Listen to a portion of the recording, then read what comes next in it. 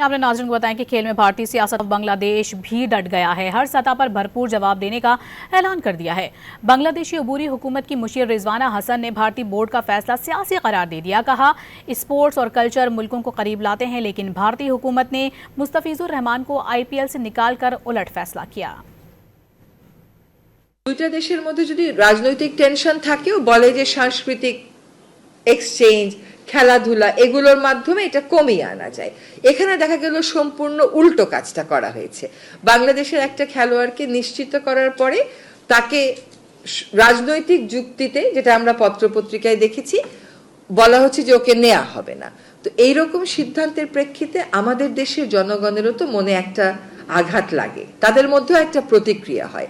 সেরকম জায়গায় আমাদেরকেও একটা অবস্থান নিতে হবে। আমরা সেই অবস্থানের আইনগত ভিত্তি এবং প্রক্রিয়া যাচাই বাছাই করছি এবং করার পরে আমরা একটা বিফিটিং পদক্ষেপ গ্রহণ করব।